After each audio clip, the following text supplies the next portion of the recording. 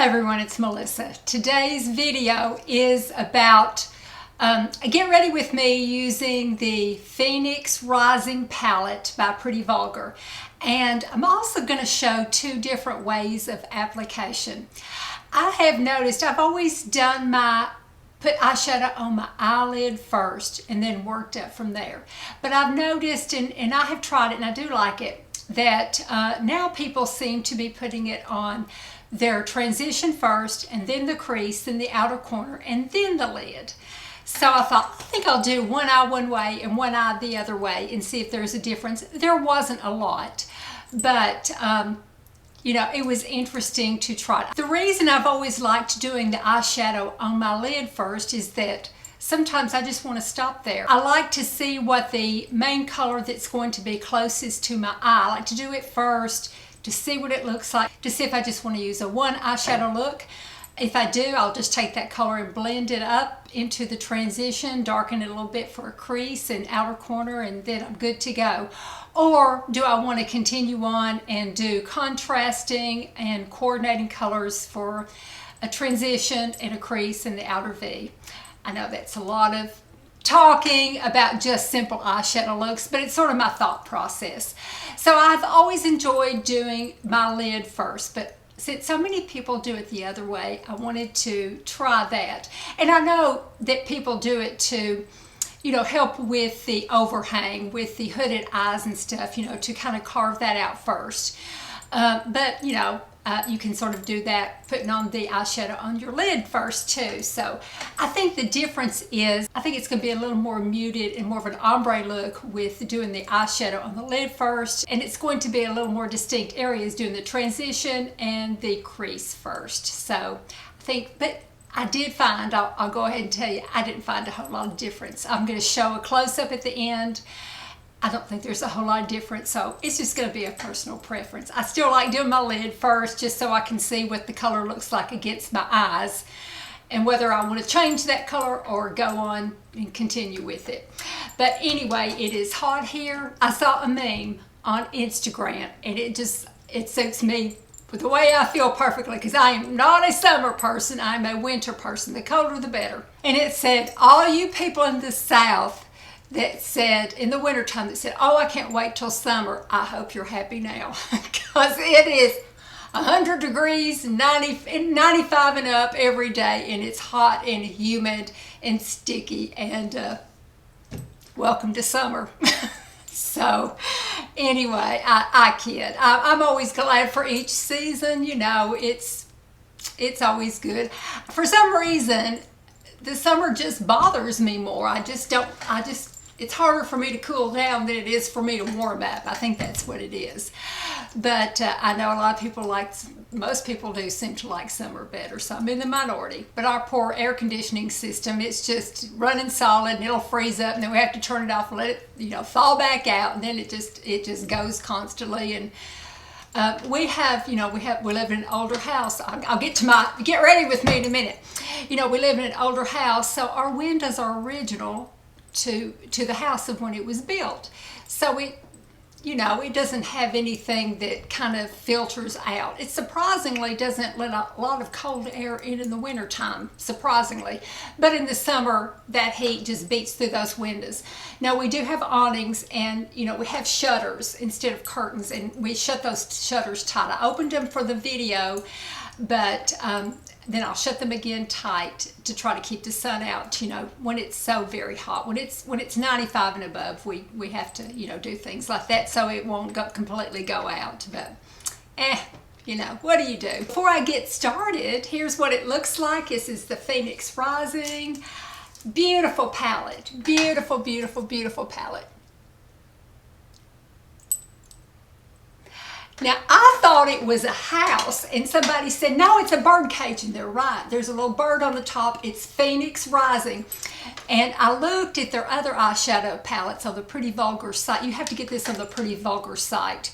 Ulta used to carry it, I think, but they don't anymore.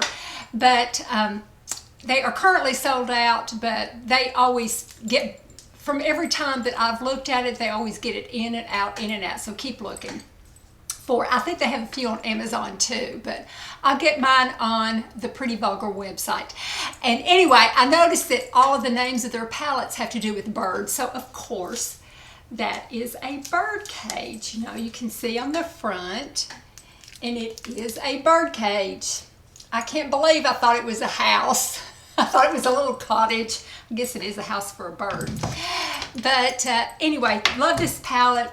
It was one of my favorites for the previous month. I have worn it and worn it and worn it. It's just a beautiful palette. So great for summer. So anyway, I hope you enjoy this. Okay, I'm going to start with that purple Devilish Darling. I love that color. And on my left, I'm going to put it on the lid first. Just kind of do a comparison, see if there's a difference in the application order. And on my right eye, your left, is the transition color, and I mix about 2 or 3 colors together. So I'm going to do that in both of them.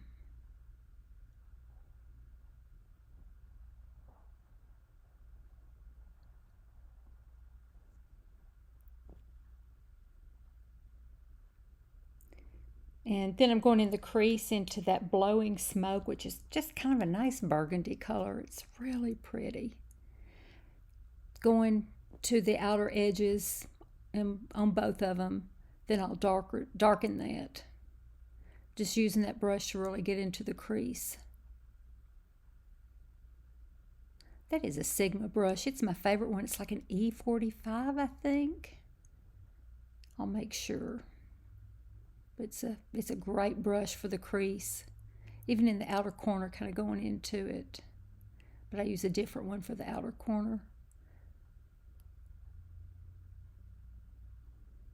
But it'll really get up into that overhang too. And then I'm using Fly By Night. It's a darker burgundy brownish for the outer corner. And doing the left one where that's the last thing I do on it, and then doing it on the right one on the outer third of the lid. And then I will take the Devilish Darling, the purple one, and put on the lid is the last step in that one. So same colors, just applying it in a little bit different way. Now I'm kind of blending out the edges. I always try to do that to get them to blend a little bit.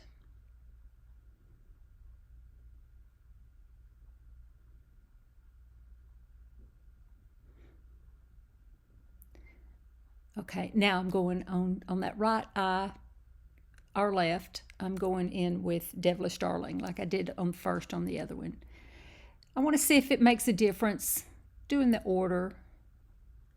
And then on the brow bone, I'm using Soleil.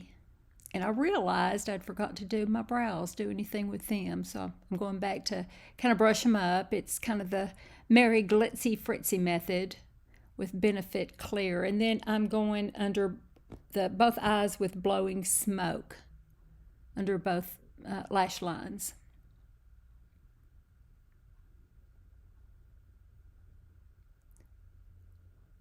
That's a real pretty color, that medium to dark burgundy. And I tight lined and waterlined. I'm just showing a tad of it with Victoria Beckham's Bordeaux liner. I didn't want to show too much because it's kind of gross. And then I'm going under my bottom lashes with Estee Lauder's little black primer that keeps anything from smudging underneath my eyes from my lashes. And then I'm going back to my brows with Anastasia Beverly Hills, her pencil, and just kind of drawing in some, little individual hairs and kind of raising my brows a little bit, make them look a little bit higher. My eyebrows are thinner now, just kind of drawing them in a little bit. Then I'm using, my mascara. Let's see, that is the one that's the Superhero from It Cosmetics. That's such a nice thick mascara. And I've already got that primer underneath the bottom lashes, so nothing will smudge under there. I do put it on the bottom lashes, but I make funny faces, so I didn't show it. I just showed the top lashes.